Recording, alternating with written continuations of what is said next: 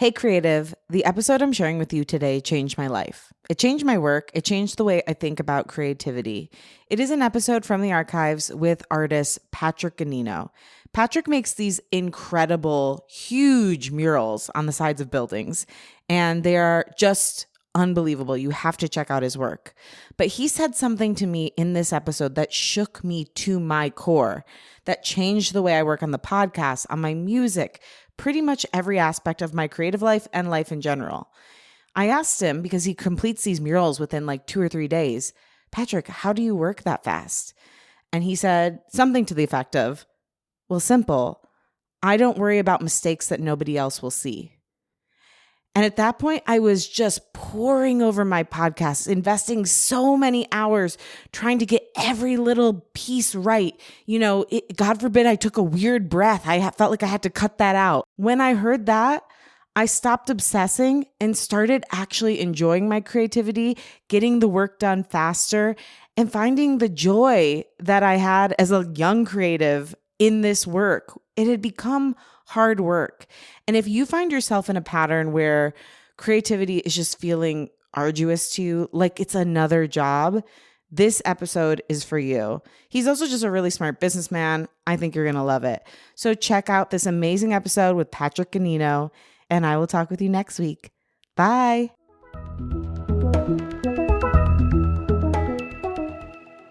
Hey, creative, if you love the show and it has meant a lot to you, could you do me a favor? Would you share it with somebody that you care about? Your friend, your mom, your lover, whoever it is, because podcasts really are spread person to person.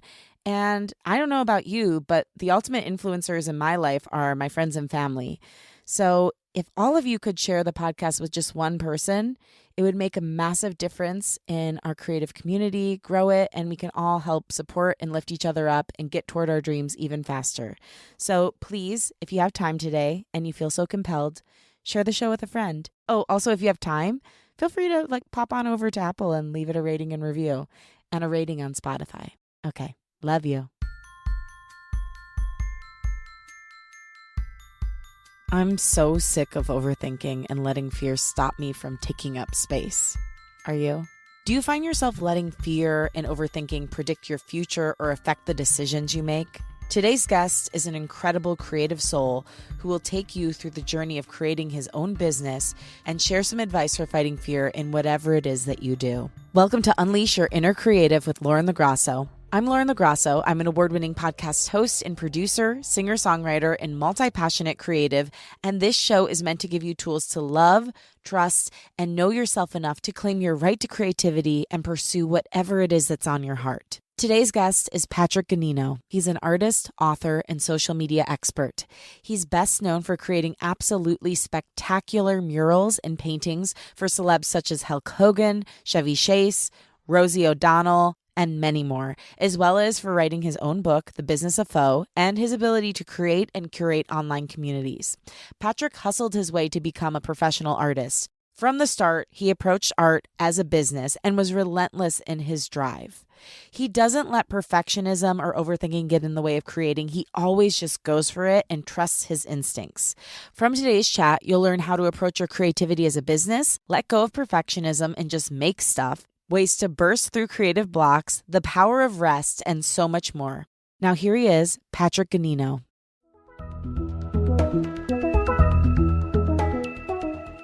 Patrick, you're a fellow Italian, first of all. Always have to call that out when I have a paisano on the show. So I was going to say paisan. I like that. I'm so excited to have you here. You're also a wildly talented artist and just a super smart businessman. So I know you have so much to share with my listeners. So thank you for being on Unleash. Thanks for having me. I'm looking forward to it. Same here. I've kind of been stalking you today, so I like it. I'm excited to learn even more. But what I didn't find out from my stalking, and I'm curious about, is how did you first discover your love of painting? How did you discover you had this talent? When I was a little kid, I used to draw. There's like this German painter who's on TV. I'm 46, so 36, 39, 40 years ago. I don't know. And I would draw with him. And Bob Ross came out, and I loved watching Bob Ross. And then I was that kid in school that just doodled. I was a good student probably up until high school. And then I think I was kind of like, I already knew what I wanted to do. But prior to that, even I would just doodle.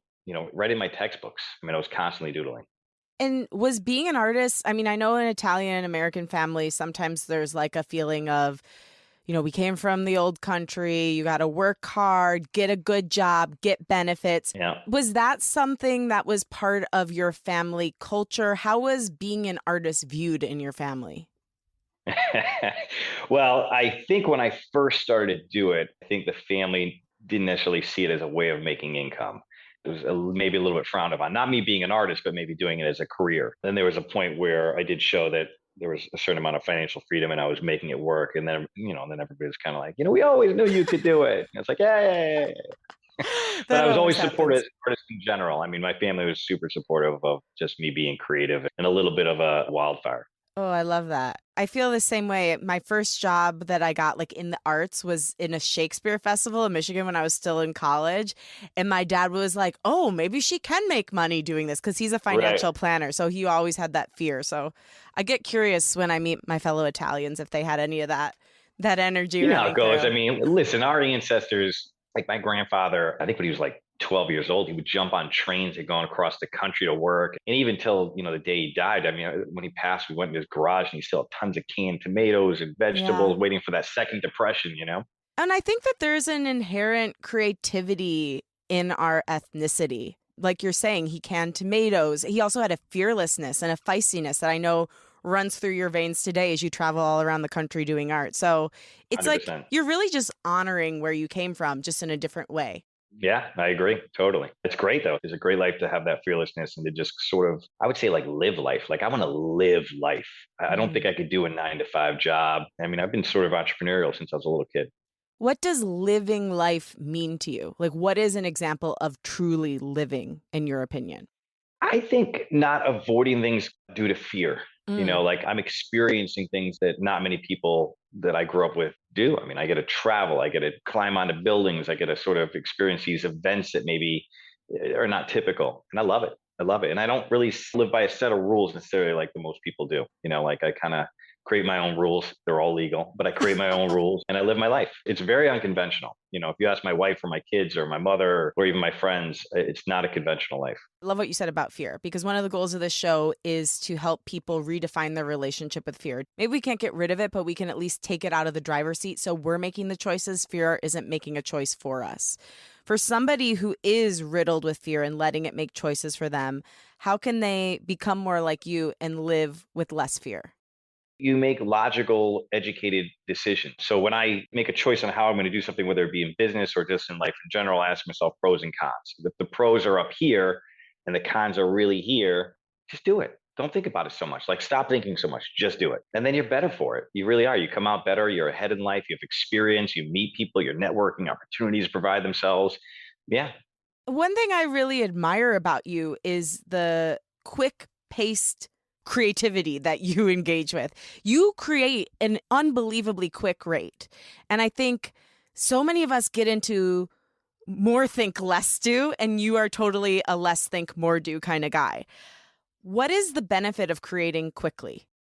Well, I always love the phrase fail forward fast, right? I want to go on to the next, next, next. Like, let's figure out, is it going to work or not? If it's not going to work, I want to move on to the next as quickly as possible. I don't want to spend a lot of time with it.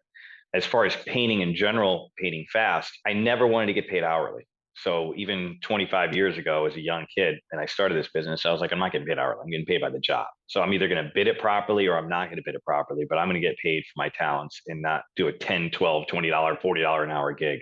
So early on, especially, I realized the faster I work, the more money I make, right? So I would just zoom through it. And look, the work was fine for where I was at that time. And now I've gotten to the point where my technique and my ability has caught up with my speed. So now I can paint pretty spot on at a high speed. And now I make almost whatever I want, to be honest with you, because my rates are really high right now and I get benefits from it.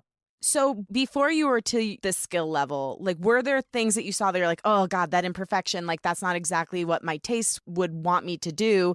Like, how did you get over any perfectionism that lingered in you and just say, hey, I want to get this done. I don't want it to be perfect. I've always been like that. So I know there are some artists out there who I'm very close with and they're super talented and they spend hundreds of hours on this little piece and maybe they're really focusing on this little portion within the piece. Yeah. I'm a commercial artist, so I'm also highly aware of like these small imperfections most people aren't going to see. I could be painting something and see something where like it's a little off, but I know standing back 20 feet, especially if it's on a building, nobody's going to see that. So I don't get hung up on it. You know, you're really kind of shaking my world right now because I'm such a perfectionist when it comes to audio. Like, I'm annoying. Like, if my editor sends me back and there's one little thing off, and Rachel, my editor, is going to be laughing listening to this, I'm like, Rachel, great job, but there was this one little thing. There was a moment you missed. I cut it. Don't worry. But next time, make sure you get this little thing. And Right. no one would ever hear it. So, what you're making me realize right now is I don't actually need to be listening for what sounds good. I need to be listening for what sounds bad and realizing the difference between what sounds bad to me and what sounds bad to the general public. Yeah, we don't want to get stuck in the mud. We want to move on. We're doing stuff. We're busy, So we're moving and we're moving and moving. Now, listen, if you find a spot that doesn't sound good and it takes you a minute to fix it, that's one thing. For me, that one spot could be an hour, it could be 2 hours. And I'm cruising through. I've got the next project. So, another thing that mural artists tend to not necessarily think of is like while you're working on this project, you're also preparing for the next project, because you don't want to finish one mural and then have 2 weeks off preparing for the next project. You need to have it in the ringer all times, right? So wait, let's follow this thread because one thing you told me, we did a little pregame talk, and something you told me that fascinated me was you always treated this like a business. You never, and I was listening to another podcast interview you did, you never thought of it like, okay, well, I'm going to have this 9 to 5 job and then I'll be an artist at night. You're like, no, I want to be a commercial artist so I can be making money from this right away. How did you do that? Why did you do that? Like, just show me a little bit of your trajectory and how you got here. Well, I mean, I always wanted to be an entrepreneur. I just didn't know what. So I was the lemonade stand guy. Seventh grade, I bought all these white Hanes T-shirts and I drew all these designs on them and I sold them to classmates. I it was in high school. My closest friend to this day, Jim Donato, we got approached by this guy named John. He wanted us to sell door-to-door coupons. And it was pretty close to being as entrepreneurial as he could. He'd give us these little books and it was like buy 10 entrees, get 10 free. And we'd sell them for 20 bucks door to door. And we'd split it with the guy, John. So, as 16, 17-year-old kids, I mean, we were making like $100 a night and it was pretty much our own business. And we got so good, he started bringing us to other states to do it. But we were kids. So eventually we were like, we're done. This is getting weird because we were just knocking on doors. But We're it taught literal us, children. yeah, we're literally children. It was getting a little, and the guy's name was John Holmes. I swear to God, it was amazing looking back. And I'm like, what a weird deal.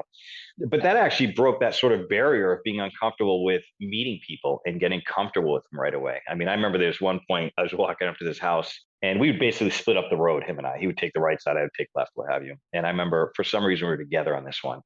And we were walking up. This lady was, watering her flowers summer. And, I started giving her my little pitch. And we were little preppy boys. We went to like a Catholic high school, all boys. So we had our khaki pants and our button down shirt and our belt. And she's like, I'm sorry, I can't. I'm watering the plants right now. And I was like, don't worry. I'll water them for you while you get your checkbook. And she did. And I was like, wow, that was easy. You know what I mean? It was like, okay. So I did that. Then I went down to school in Florida. I didn't want to go to college, but my family wanted me to. Jim was already going down in South Florida. So I was like, this sounds great. I'll go to South Florida. So I went down there and I dropped out of school after 2 weeks. He was working at a nightclub and they needed like a reggae mural done. So they were like $500. And I was like, all right, that's a lot of money for a kid. So I took the gig, spent most of the money on supplies, finished it. Then I started like a valet parking gig. Me and another friend, we were going up the highway and we saw a construction site. We stole a bunch of the cones. There's my valet company right there. So I pitched this to a restaurant, started the valet, pitched him on a mural as well. He said yes. And that was a $2,000 mural. And it was also a very hard lesson to learn because he didn't give me $2,000. That's what I wanted. So I finished the mural and I was like, hey, it's going to be $2,000. He's like, I'm not going to be $2,000. And I was like, what? He's like, you didn't tell me how much it was going to be. And he threw us a couple bucks. It was fine. But I was like, oh, I should give the price before I do the project. So I did that for a little bit. And then I came back to Connecticut and I got a job for a very short period of time. A job, quote unquote. A job. We're putting that in quotes for people listening. Cubicle. Oh, it was horrible. It was cubicles. I'd go in every day. I was doing like billing and contracts for like a copier company. And I remember one day I drink a lot of water. So I used the bathroom for like the third time that day. And listen, as a guy, it's quick. We go in and out. It doesn't take that long. And my manager pulled me in her office and she's like, Patrick, I've noticed you use the bathroom a lot today. And I was like, I got to get out of here. I can't do this. And I basically told my wife at the time, I was like, I'm doing murals full time and I quit. And then I just started hitting commercial strips, walking into businesses, pizza shops, like you name any business. And be like, listen, do you guys want a mural? And I would hit like 1 out of 10. And then I would do the phone book, old school phone book. We didn't have the technology like that. And I would call architects, builders, designers. I'd call them, I'd mail them something, I'd email them, then I'd call them again until finally they'd let me in the door. Because my whole thought was, just let me get in front of you. I'm going to make you feel comfortable, and I got you. And if I got in front of them 95% of the time, they felt comfortable and they would find some sort of way to use me. And that was originally how I built my business. So many good tips to break down from that. I mean, the lady with the water, you're helping her out with something else she needs, so then she helps you with something that you need. Brilliant. And she kind of feels indebted to you because, like, suddenly you're doing the work that she thought she was going to have to do. So she's like, yeah, I guess I will buy the coupon book. Sure. $20. So smart. But I think that that same strategy actually could be utilized for more high level business as well. I love what you did with the valet service. So you combined it with this other entrepreneurial idea you had, which I know you still do to this day. So you had this Yeah. other entrepreneurial idea, but you're like, at the same time, listen, I'm a really good mural artist. How about I do this for you? I love the lesson you learned, which is such a hard one. I've learned this one too, the hard way, where you had to say, okay, well, next time I'm going to tell them the price up front. And I think you also said you charge up front now, correct? Before you do the work? Charge half up front. Half up front. I charge the next quarter halfway through and then the final quarter at the end. Brilliant. That way they've got skin in the game too, right? They know what they're paying for and they also have skin in the game. And I just love that when you knew that that job wasn't going to work for you anymore, you didn't stick around for another 2 years because you were scared. You quit upon completion and then you hustled and you weren't afraid to ask. Yeah, I mean, the hustle is a big part. Like I have artists reach out to me all the time and they're like, how do I get to where you are? I'm like, you got to work. You got to paint and you got to work. You got to meet people. You got to talk to people. And you have to ask yourself, who buys art? People with indisposable income, right? We need people with money, people who can spend money and not have to worry about it. Typically, it's other entrepreneurs because they have a creative mind and it's wealthy individuals. So how do you get around them? One, you could do like I did. You can go to different commercial spots. Number two, you could find people like interior designers. They're essentially my sales team, right? Because they're already dealing with wealthy individuals and they're going to sell me. They get a little piece as well. And then something we talked about as well was basically charity events. If you're going to a $500 plate dinner, you have money to spend. So my whole idea is I go there, I'm giving back now. I'm donating this painting. It gets auctioned off. It raises money from the charity, but I'm also have the ability to be seen by 500, 200, 1,000 people who have money to spend, and they get to see how fast I am by painting this thing live. That's it. So I tell artists this all the time, and listen, it's work. I work, and I'm still working hard. I'm getting the money I want now, and I have the leeway to sort of live a little bit more of a casual life. I still hustle. I like it. How do you, now that you are in a place where you're more comfortable, keep that hustle going while still finding a way to enjoy? Because something I've seen with a lot of people who get successful is they get successful and then they're terrified they're going to lose the success and they don't enjoy it at all. How do you stay in that sweet spot where you still have the drive, but you're enjoying your life at the same time? I'm ADHD across the board. Huge benefit. Yeah, I can't sit still. So the hustle comes easy because I get antsy. If I'm sitting around doing nothing, it's very, very difficult. As far as enjoying life, yeah, it's tough. There was a point about a year ago where my business became such a priority. I realized it was affecting my personal life and I Mm. wasn't actually present. So I would be with my kids or my family or my wife or what have you. And I wasn't really there. Like physically, I was there, but I wasn't really there. And I had to step back and be like, all right, man, what are you doing? Like, you're killing it in work, and work is fun for me. It's play for me. So I never felt like I wasn't enjoying life. I've always enjoyed life. Every period of my life has almost gotten better. But I was like, I got to enjoy this portion of my life more and be more present. My kids are getting older. They're starting to go to college. And I just made a decision to take less phone calls. I don't have to Mm. call you back right away and just maybe putting the phone down a little bit. I mean, the phone is a godsend to any entrepreneur, but it also is a hindrance for that peace of mind because we're accessible like doctors 24/7 now, text, emails, calls. And I'm one of those guys, like I respond immediately. I'm a You responder. truly do. Patrick is the quickest email response I think I've gotten to date. It's like I think the thought and you've already responded. It's Yeah. incredible. But how do you keep up that pace? I don't know. It's in my nature. I think it's just a natural nature. And also I think it goes to maybe a little OCD where like I want to get it off the plate. So my ADHD makes me very disorganized. And what I did to solve that was every morning I have two pads of paper. I have a list of my short-term tasks for the day and my long-term ideas. And that could be a year out, 3 months, a month, it doesn't matter. And I'm constantly updating that list. So as I cross things off, I rewrite it every single morning, but that keeps me on track. So when I find myself getting off track, I go back to the list and I look and I go, oh, I got to do that. So I appear to be super organized. It's just a trait that I sort of created over the years. I love this way of creating to-do lists. So tell me, so you've got the long-term goals and then you've got the short-term goals, like the daily goals. Are the short-term goals all leading to the long-term goals? Like, how do you draw those lines? Sometimes there are a few that add up to one on the long term, and sometimes they're daily tasks like go to the post office. So it could be call so and so, and then I sometimes I'll have a third list, and there's prospective clients, right, and their follow ups. And then Google Calendar is amazing. I mean, I have reminders in my Google Calendar for the most mundane, simplest of items, but I like it because it keeps me on track. So I utilize everything I can to keep myself focused. Because my friend calls me the Tasmanian devil. It's good and bad, I guess. You're a very friendly Tasmanian devil. Oh, thank you. So I feel like we do need to clarify why murals. I've heard you talk a little bit about it, but I think it's an incredible story. Why do you like mural art? Why murals? I'm an artist and I love creating. So to me, it's kind of like if you find that really good book and you finish it and you're just like, man, and you're kind of a little bummed out because it's done, right? So that's how I feel in murals. I love the process of seeing something blank, creating something out of it, going through it, getting it done, and then walking away. Like I don't necessarily enjoy a mural that I have probably for 6 months later because I'm still in that mindset of creating it. But I like adding to it. I like the fact that it's a business where it's super unique, challenging from a money standpoint. I feel like I solved that portion of it. Don't have much competition. And I'm also creating something beautiful for other people to see. And from a marketing standpoint, if you look at my murals, I write my name right up and down the building. So you go to a building and it says, Patrick Ganino. I mean, you don't get better marketing than that. Yeah, and you said you've actually been hired from people seeing a mural, seeing your at Patrick Ganino sign, and then saying, "Hey, man, can you make a mural for me?" Yeah, all the time.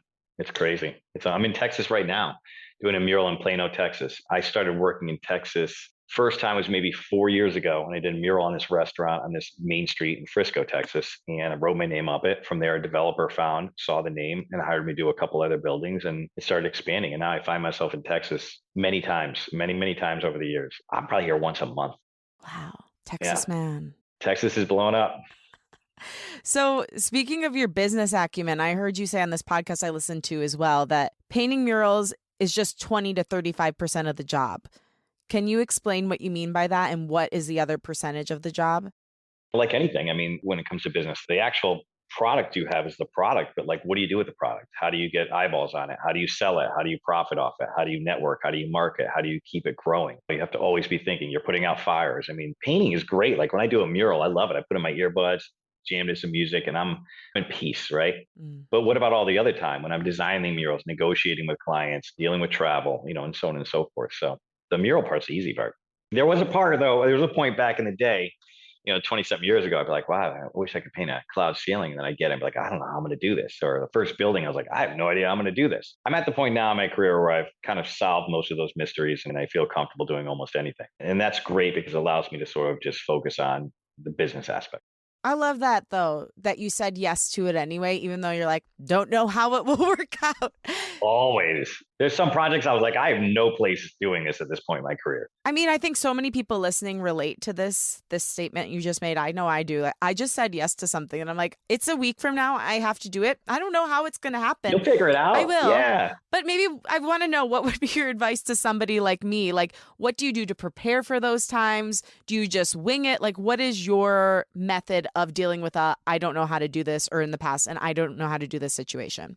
Well, research, make a list again. So I make a list and I go through to my head. And when I'm driving or wherever I have you, I'll think of different items, I'll write it down. And then you start looking it up. And there's so much information out today. When I first started this, if I wanted reference photos, I went to a bookstore. I bought a book on birds. I remember this one book, it was like, it had like 20 birds in it. And I probably used the same bird in like 30 murals because those were the options I had. And then the internet started becoming a little bit easier. You didn't have that dial up and now you can get access to almost anything. And now I'm at the point also where I hire photographers to take original photos. So most of my work is completely original. Do you ever get blocked creatively? Yeah, 100%. How do you get unblocked when you're in one of those moments? Step away. It's funny enough, I got mentally blocked for the first time in like 2009 and I stepped away for almost a year. It was the longest I ever stepped away from art. I was just burnt out. I was doing small projects, but I was doing many of them. So I was doing 150 little murals a year and I just got burnt out. And I started another little business we can get into during that period of time to fill in that void. And then actually just recently, I would say in the last like 2 or 3 months, I found I was blocked. I had all these projects coming in and I was coming up with ideas, but I was feeling like just stifled a little bit. So for the first time in my career, I actually found a graphic designer. Her name's Joanne. And I needed to find somebody specific who can think out of the box. And I was like, here are my ideas. Here's some reference photos. Put this together. And I'm not going to micromanage you. I want you to put it together. And she put together the mural I'm working on now. She helped put that together. And the two next murals I have, she helped put those together from a design standpoint. And it gave me a little break mentally. And it will give me time to sort of just re up. Yeah. Well, that's a great takeaway. So, your first thing was take a break, take rest, because I think that something we don't think about is that rest is part of the creative process. It's how you rejuvenate, it's how you pull in inspiration, it's how you come back to your love when it's feeling too much like a job. I love that the Yeah. other thing you did was seek out support, and not just support, but really good, necessary, and innovative support. Asking for help isn't a bad thing. In fact, when you collaborate with another person, it can make the project that much bigger. I delegate almost everything I can. If I can delegate it, I delegate it. I don't want to do anything except for what makes me thrive at my highest capacity. So you will not see me mowing my lawn. You will not see me doing things like that because I can make more money being creative and doing something I love and just pay somebody to do that. Don't get me wrong. Some people love mowing their lawn. And if you do, that's Yeah. great. I'm not going to do it. I want to do things that move me forward in life, right? Does it move me forward faster? And so let's circle back to that year, 2009, when you took the break. I'm assuming this is when the social media stuff came into play. Is that correct? Yeah. Okay, let's talk about it. Tell me about what that was. Okay. So it was either 7 or 9. I basically started an online forum called fauxforum.com. And it was a place for artists to come together, decorative painters, muralists, more in the decorative painting field. And that would be marble, wood grain, muralists, faux finishing was popular then, gilding. It was a place for them to get together and chat with each other. And very quickly it gained popularity. And I had this unbelievable sort of circle of artists that I knew throughout the world. It was amazing. It was a really cool thing because you could see what people were doing. You could talk to them, ask questions, and you could just take in the information and you could share the information as well. At that time, I wrote a book called The Business of Faux as well. And I had that published and, it definitely needs to be updated, but it was more about marketing as an artist and learning how to, monetize your talent. So I did this. And at this point, I was doing murals very differently than I do today. I was on ladders. My back was hurting, my arms. I mean, you're contorting your body, you're twisting. And I was like, I got to find some passive income. I need to figure out how to make some passive income outside of it because there's a glass ceiling if you're a one-man show. So I came out with these DVDs and I started filming these great artists that were on the forum. I picked 7 or 8 and I would fly out throughout the country and I would film them how to paint clouds, how to paint cherubs, how to do a fresco painting, this and that. And I started producing these DVDs and they cost me a little bit of money up front because again, technology wasn't where it is today. But to actually produce them, you could make this DVD for $2 and you could sell it for $50 to $80. So it was a high profit margin. So I did that. The forum's doing well. And then I got reached out to by Sherwin-Williams. Sherwin-Williams was coming out with a faux finish line called Faux Impressions. Can you tell me 1 second? What is faux? Because I only know it as in like faux fur. What is faux in the way you're using it? So faux fake, right? So Okay. faux finishes, fake finishes. So I can make your wall look like marble. I can make it Oh, look like wood okay. grain. Okay. Faux finishes is fake finishes, Got essentially. it. Okay. So it makes sense. Yep. So they were coming out with their line called Faux Impressions. And I had the audience that they wanted to sell to, essentially, because I had all these major players in the country. So they started flying to me, Cleveland, to their headquarters and asking me questions. And they started paying me to put an advertisement on my Faux Forum website. So I think they were giving me, I think it was $1,000 a month. And I just had a little banner that said Sherwin-Williams. And I was like, nice, I like this. I'm not really doing anything. I mean, still business as usual. So then my industry organization, they approached me. They were trying to go digital. They had a physical magazine and they were in the red. They were bleeding money. And in my field, people sort of considering me to be on cutting edge from technology and the internet, whereas I really just hired a web guy. You know what I mean? I had an idea and I was like, this is what I want to do. Can you do it? He would do it. So they approached me to take this magazine and turn it digital. So I took it, I turned it digital, and I grabbed all the artists that were on the faux forum. And I said, hey, who wants to be a writer? So I picked different writers. They would write the articles for the magazine, submit the photos. So here they are. They're getting a little credit for what they do. And I'm fulfilling the supply need, right? So I went in the black immediately. They started making money. They started giving me $2,000 a month to do that, plus a percentage of the advertisements that were sold. So now I've got like 3, 4 grand a month coming in from this little side hustle I have going on. And I'm like, all right, that's not bad. I like this. All right. So one of my interior designers, my really high end one down in Greenwich, Connecticut, she wanted to sort of get into the blog world, and Facebook was coming out and Instagram was coming out, and things are starting to shift now. My forum is starting to become irrelevant because people are communicating differently. Blogs are becoming popular. Facebook pages were huge at the time. So I started helping her, and I got her Facebook page going, and I found a writer to write blogs for and did her website, and she's giving me 2 grand a month. So now I'm doing 6 grand a month. I'm like, all right. So I was like, I'm going to build this into a business because I don't see a ceiling here. And this is kind of an interesting little thing. And to me, the formula is the formula. I've been promoting myself as a mural artist on Facebook and MySpace before that, and Instagram right after that. And I just started pitching it. I just started literally doing exactly what I did as a mural artist. I would go into commercial businesses and be like, you want me to run your social media? You want me to build your social media presence? It was so new then. So back then we did a lot of that. And I started building Social Tune Up. That's the name of the company, for a year. And then I hired people to sort of run Social Tune Up and do the work. And that year was a year off I took from painting. And then I got that itch. It was the longest period of time since I'd started that I had not painted. And I just came back with a vengeance. I basically tripled my prices and I just hit it hard. And that's when my mural business really went from this decent business that made money really to the next level. Wow. It was great. And during that period with the social media, I was able to take some of my celebrity clients that I had acquired and turn them into social media clients. So I almost had immediate clout right off the bat. And then once you do that, you just get word of mouth. And if you're cool, listen, if you're cool with your clients and you're not in awe and you don't, you're just, when you're around very wealthy people or celebrities, you see, you hear, you're dealing with super creative, unique individuals, just be cool about it. And they're going to spread the word and share it, because everybody likes to know somebody who knows somebody. And it works. And it worked really, really well. So I would flip my mural clients into social media. Then I started getting social media sort of celebrities and small TV shows directly, and I would flip them as much as I could into mural clients, because I would always work in, hey, this is who I am, this is what I do. And it made me more interesting. It set me apart from the regular social media person. How do you do that in an authentic way? Because I think a lot of people struggle with that flip to do the job that they were hired to do, but also to let someone know, I do this other thing as well, and I'm really good at it. How do you do it in a way that's authentic, still humble, and not pushing something on someone, but rather just letting them know and inviting them in? That's the secret of being Italian. You know that. Well, I know that, but we don't have all Paisano listeners. We got to let them in on our secrets.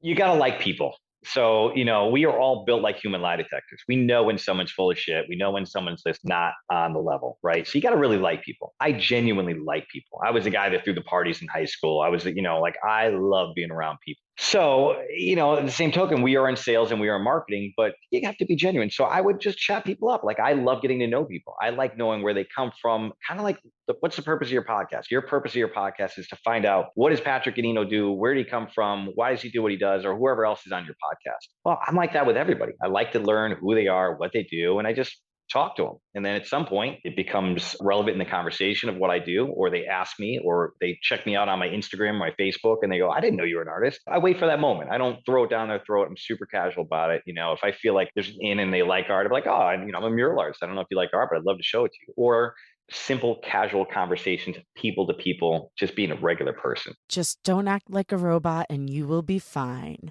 Yeah. And I don't sell hard. I'm not a hard salesman. I'm one of those guys, if you call me in for a mural and we're sitting there for an hour, we're probably just chopping it up for 50 of the minutes. In the last 10 minutes, we're talking about details. Yeah. It was probably my first 5 years of business. I was talking to a client and I was on the phone with her. And she was a middle-aged housewife, a couple of kids, husband works all the time. And she chatted me up for 45 minutes to an hour. And I don't really think I said much. And at the end of the conversation, she was like, Patrick, that was one of the best conversations I had in a while. And I was like, wow. I was like, people are thirsty to be heard. I've never felt that need. I feel like I'm very good when it comes from a social aspect, getting to know people, listening and talking and going back and forth. But I found that the majority of people out there are not being heard by anybody. Yeah. So if you're willing to listen, you're already ahead of the game. And I enjoyed it. Seeing people, I think, is one of the most underrated things you could do in life. Just everybody wants to be seen. Everyone wants to know that they matter, that their existence matters, that they've affected someone. And so to see someone and reflect back what you see, I think is one of the most beautiful gifts you can give another human being. And I think the other thing that you're saying in this is just being authentic.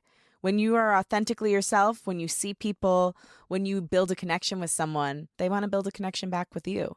That's it. And then you're remembered. Mm-hmm. And it's all about being remembered, right? So if something comes up, whether it be social media or murals or music or podcasts, they're going to remember you because of it and be like, oh, boom. Because they want to be around you now because you're adding that good energy. You could be in a room with 8 people and that one person that walks in with that low energy can dictate that room and bring it down. Or on the opposite, you could have that one person that walks in with the high energy and dictate it up. So you want to be that high energy person. My son, my middle son, Carter, is a great kid. All my kids are great. This kid is a low high.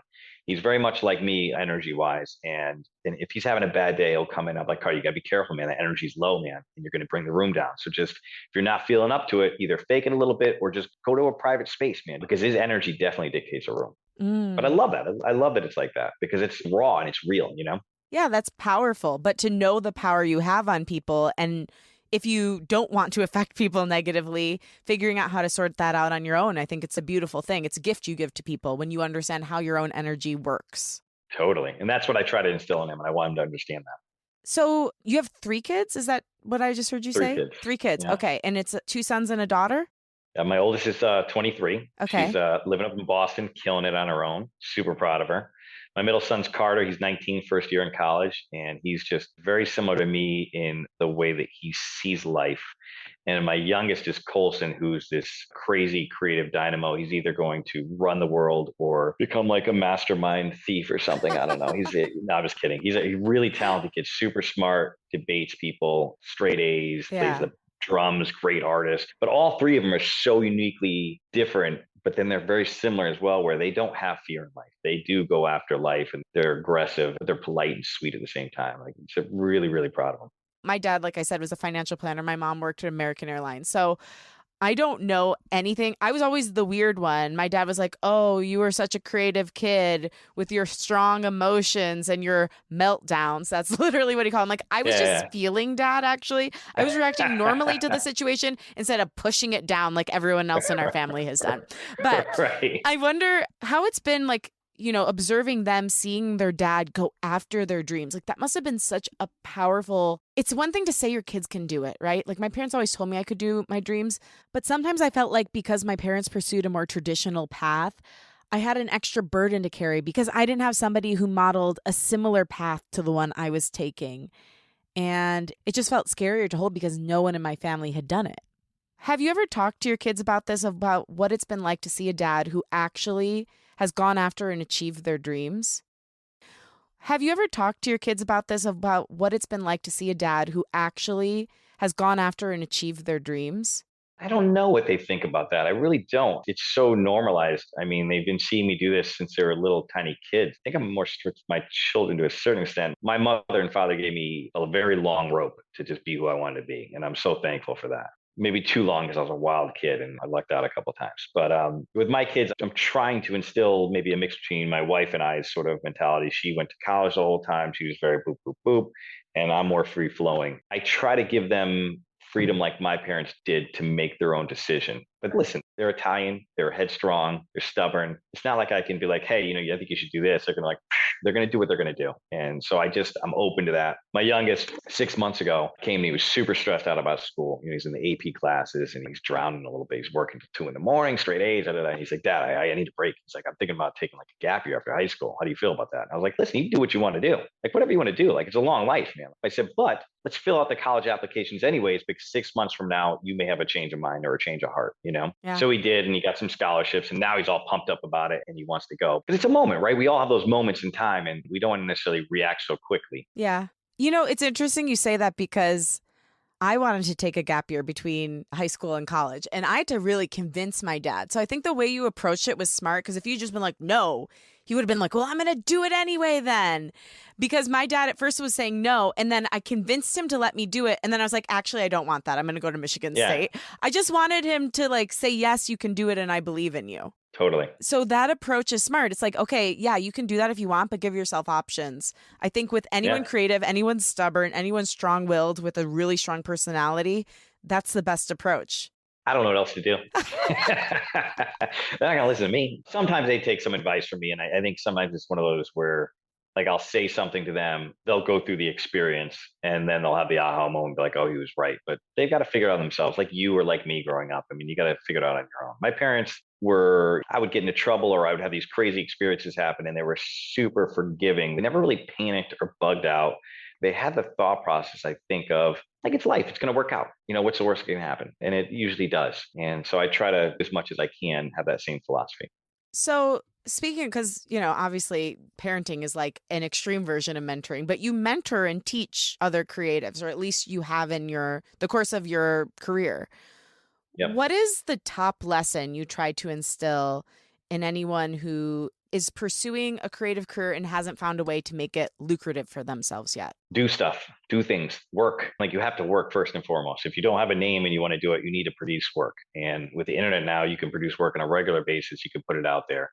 You've got to find out who's your core audience, who you're trying to sell to, and how do you get yourself in front of them. It's real basic, right? Like, all right, I want to sell, paintings for $300, $3,000, $30,000, $300,000. Decide what you want to do, and maybe it's a tier that builds up, right? But find out who your audience is, and ask yourself, all right, how do I get in front of them? Or my audience, is it other entrepreneurs, business owners? Is it celebrities? Is it doctors? Is it lawyers? So on and so forth. All right, you pinpoint who that is and ask, how do I get them to see my work? And you have to ask yourself, what do they want to see? Like the biggest difference between being a fine artist and a muralist is a fine artist will do paintings and then try to sell them. As a mural artist, I ask you what you want and then I design it accordingly. So I'm never spending time painting something and not selling it. I'm always getting paid for what I do. Am I whoring myself out a little bit? Yeah, Who but guess what? cares? Oldest profession.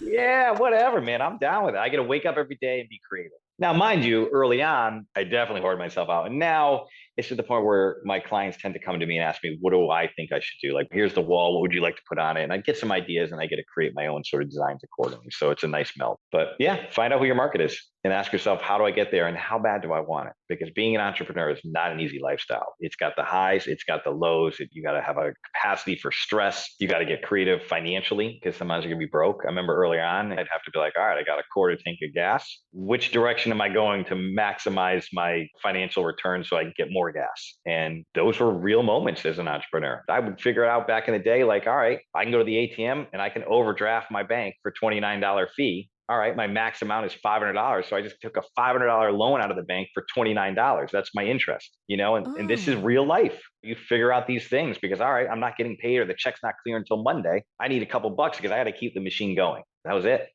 Yeah, well, that's getting creative. Creativity doesn't Yeah. just pertain to your art, it also pertains to every aspect of your career. And then how bad do you want it? Do you Yeah. want to be an entrepreneur? Do you want to be an artist? What are you willing to do it? Are you willing to forego those meetings, going out at night to go to a meeting? Like I remember I've had some artists where I've given them unbelievable opportunities. I'm like, listen, it's this weekend though. It's last minute. It's this paying job. It's good. It's for this client. They're going to get you more work, but you got to go on Saturday. They're like, well, Saturday's the day I have off. And I'm like, okay, it's up to you. Like, how bad do you want it? You willing to give up a Saturday so you can have a life of being creative, or do you not want it? I remember one of the craziest weekends I had, and it ended up becoming really fruitful, was I was supposed to go to LA and I was doing a mural. I had gotten called by Dennis Rodman, the basketball player, and he was doing some work with Mike Tyson. And I was going to LA on Sunday, I think it was. And he called me on a Thursday or Friday. He's like, Pat, I want a mural. I want to get a mural of Tyson and his wife Kiki, and I want to give it to him when you're out in LA, and I'll bring you to meet him. And I was like, all right, cool. So I stopped everything I was doing. I had 2 days to figure out what I was going to paint and paint. So I figured out. I start painting it. I get a call from another friend of mine, Darren Prince, who owns a Prince Marketing Group. And he's like, Pat, I'm in Rhode Island, which is about an hour north of me. He's like, I'm here with Chevy Chase. He's like, I think he wants to, he's looking for a social media guy. Will you come meet him? And I'm like, in the middle of doing this painting for Tyson, but what are you going to do? So I drove to Rhode Island, came back, worked late on the painting, flew out to LA, did the deal, gave it to Tyson. Tyson hired for a mural, came back from LA, ended up getting Chevy as a client who ended up becoming a very good friend of mine. But again, it's the hustle. Like, I could have said no to that. No, man, I'm in the middle of this painting. I got to finish this. I don't have the juice for it, but I didn't do that. And that's the difference, I think, between really wanting to make it and thrive versus just being content. Yeah, it's a yes and also knowing what's worth it. Like those are two situations that are extremely worth it. It's not like someone was asking you to come in and paint something for $50. Those were two Right. huge relationships that were going to lead to other relationships that were going to expand your life and creativity and network in a way that was invaluable. So you make the time for that. And I think that's part of also building your gut and intuition, figuring out who you want to sell to, right? Figuring out the kind of Yeah. work you want to do. So it's like you're almost creating this not a code of ethics, but a mission statement for yourself. And then if it falls into the mission statement, you go for it, no matter what. There's many things like that. Even early on, like I would say, all right, I want people who can afford to have marble tops or what have you. So I would go to these high end showrooms and I would go in and be like, listen, give me a wall here. I'm going to do samples of all these faux finishes and decorative painting techniques. Let me put them on the wall with my name and it'll give you something else to offer your clients. And I would do that. I would do it to these shots. So I'd sit in my studio, I'd make all these sample boards, spend days doing them, install them into these little showrooms. And I had these showrooms around that would promote me. Like I would do all these crazy things. Like I would do anything. I would throw it against the wall and see if it stuck. And if it did, I would double down, triple down, quadruple, and just do it over and over again. If it didn't, I'd move back. There's something I think about a lot when it comes to creativity. I heard Ed Sheeran do an interview with Howard Stern, and he talked about the moment he broke through musically was actually not the moment, but what really started helping him break through and get known was he would play music at comedy shows. So that put the seed in my head of go where you're not expected. That's where you'll thrive and you'll finally be seen. What has that been in your own career?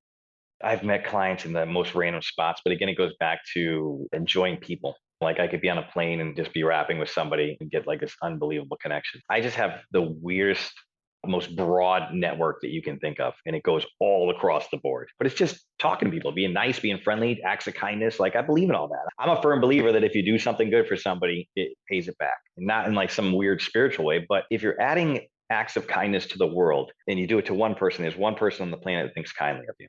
And if you do it to two and three and 50 and 100 and 200, now you have an army of people that think kindly of you and they're going to talk kindly of you. And it comes back. It just automatically comes back because you become a very nice guy or a woman and people want to help and be supportive of that. So just be a good person.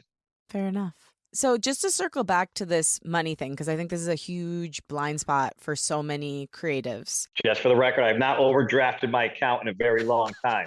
I think that's a brilliant idea. I never would have thought of that. I mean, just I love how out of the box it was. But how do you figure out pricing? How do you know when it's time to increase your price? For somebody who's never set a price before, where do you begin with that? So again, early on in my career, I worked for a lot of entrepreneurs, and there's one guy. He owned this cooling and heating company. His name was John as well, John Dunkley, and it was out of Mystic. And he gave me a really great lesson back in the day. He was like, once you get booked out 6 months, raise your prices, raise them 20%. You're going to lose some clients, right? But you're going to keep them and you're going to make more money for what you're doing. I took that premise and kind of did it over and over again. When I opened Social Tuna, I had the passive income coming in where I could triple my price and afford to lose half my clients because now the other half are basically, I'm still making more than I would with all of them at regular pricing. You got to get comfortable and you got to be willing to lose. There's an upgrade that happens with your clientele that needs to be done at some point if that's what you're looking to do, and you have to be willing to lose them. That's really good advice. Also, I find sometimes when you're like, oh, fuck it, I'm going to just charge this much. And you think no one's going to pay that. And then someone does. And you're like, wait, what? Is this a real check? I should have added on a few more zeros. I have a formula now. I have a square foot formula that I use that I adjust. But yeah, I know what you're saying. Like I came across, I was moving my studio a little bit ago and I came across some old files from like 15, 20 years ago. And I was like, oh, let me look in here. And I was looking at my pricing. And I was like, ooh, it hurt. I was like, I don't even know how it's in business. It's funny. It's an evolution. It's a process. I think in order to charge what you're worth, you have to feel you're worthy on the inside. How did you get to the point where you felt you were worthy of charging what you truly were worth for your work? I've always felt like I was worthy. I really have. When I was younger, I think I sold myself a little short. One, because maybe I didn't have the knowledge base or the client base to where they needed to be. Number two, I had little kids, so I needed to make money to pay for diapers and food and everything like that, and it was expensive. But I always felt like I had the worth. I don't think I ever doubted that I would be successful at what I was going to do because I felt like the only way I fail is if I fail myself. Like it's on me. And even today, like if I want to lay back a little bit and not work as much, I'm going to make less money. If I want to really hustle, I can make more money. It's on me on what I'm going to do in life. And I like that. I like the fact that I get the success is mine and the failure is mine. It's all on me. When you're in that stage, I recently had an amazing guest on and she was talking about how she's grateful for what she has, but she's not where she wants to be. And she's feeling tortured in that in between. And I think a lot of people, when they know they can get to that place, where you are now or where you are going, when they're not there, when they're the you 20 years ago, it's easy to get downtrodden and be like, well, why am I not there yet? What's wrong with me? Do you want to see something cool? Yeah, I'd Yeah, love I'll to. show you something. Let me grab my wallet. Hold on. It's Okay. right here. So my first year in business, you remember those Rolodexes where you put phone numbers in? Yes. You'd write them down. So there's like a little Rolodex card, right? Uh-huh. So I wrote down what I felt I lacked at that time and what I needed to be successful. So I'll show it to you and then I'll read it to you. Okay. So it says, be hard, right? You need to be hard in life.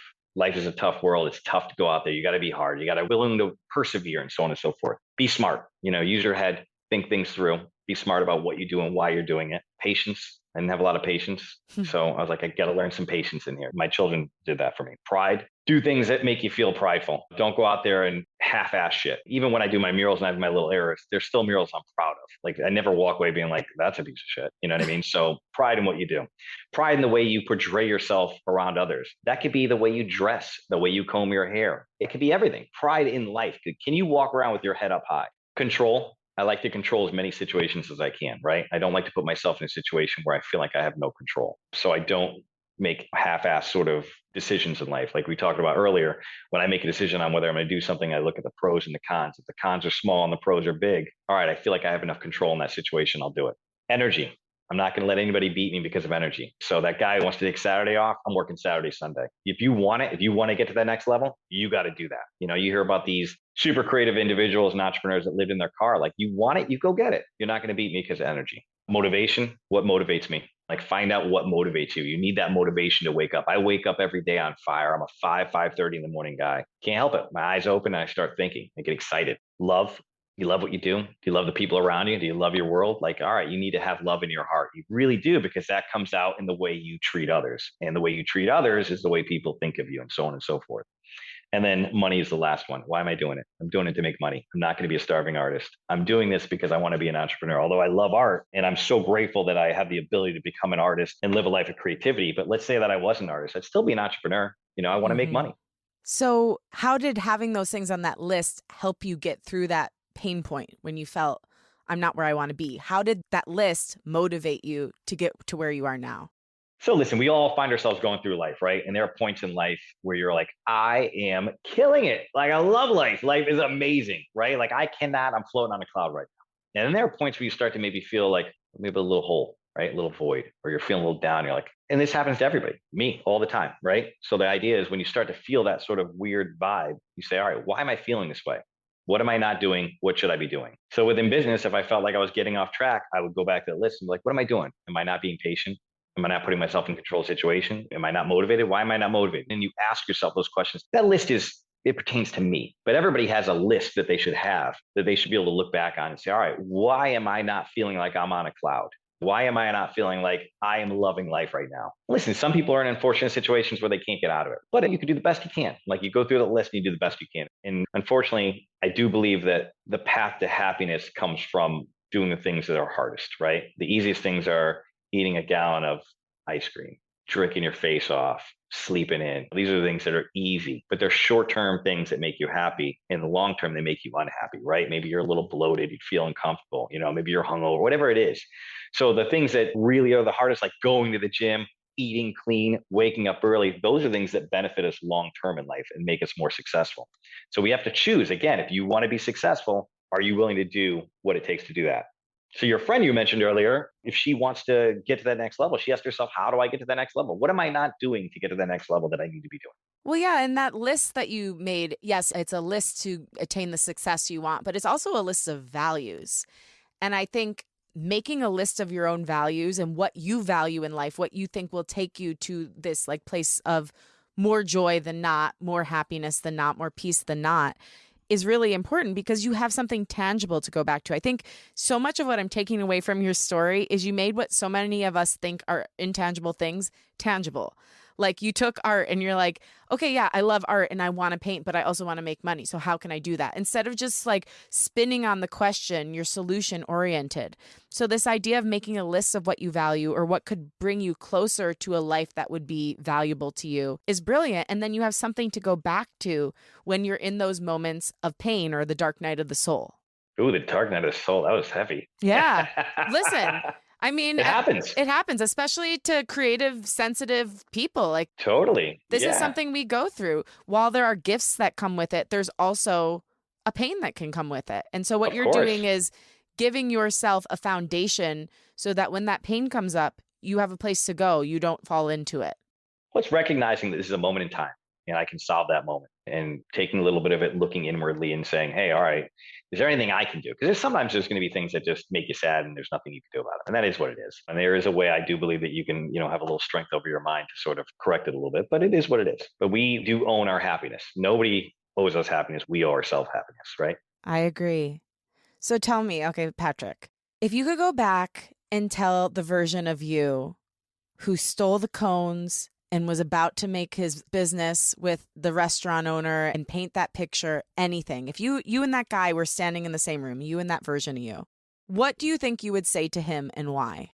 I don't think I would. I mean, all those experiences make me who I am. Like every little trip or pitfall or error, those were all lessons that I've brought with me to today. And you have to go through those. You have to. You got to go through those mistakes because then they hit the hardest and you remember them. So if you don't go through those, and it's kind of like there's the entrepreneur that starts with nothing and has to overdraft and go through the pains and trials and tribulations of becoming successful. Then there's an entrepreneur that maybe his father or mother are loaded and they get money and they can just open up a shop.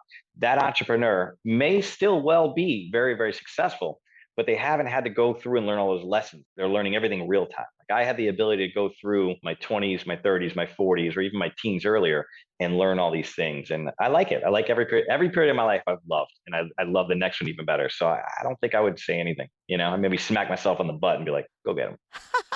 Final question. What are you working on right now? How can we support you? Right now, I'm working on a 2,200 square foot building in Plano. It's for Raising Cane's Chicken. It's their headquarters. I'm taking a few days off now. I actually have family in town, so I'm enjoying them for a couple of days. So I go back on Monday. It's awesome. I mean, I love being on a lift and that bucket lift and just right on the wall. It is probably one of my favorite places to be. It's amazing. Well, thank you for sharing all of your insight, your incredible advice, and your great personality and spirit. I'm so grateful to have you on the show. And I feel like I need to interview you next, All right, start a podcast. I'm in. All right. I'm doing it. Patrick, you're awesome.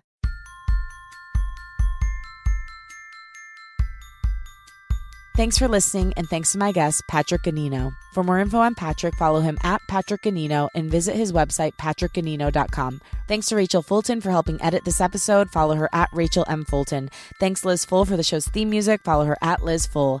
And again, thank you. If you like what you heard today, remember to rate, review, and follow the show on Apple Podcasts or wherever you get your podcasts. Share the show with a friend and post about it on social media. Tag me at Lauren LaGrasso and at Unleash Your Inner Creative, and I will repost to share my gratitude. Also tag the guest at Patrick Ganino so he can share as well. My wish for you this week is that you just go for your creativity, your passion, the way Patrick does. With his art, with his business, with his life, he doesn't overthink it, he goes for it. So I wish for you to not overthink, to trust that your dreams are in your heart for a reason, and go toward it with all your might. I love you and I believe in you. Talk with you next week.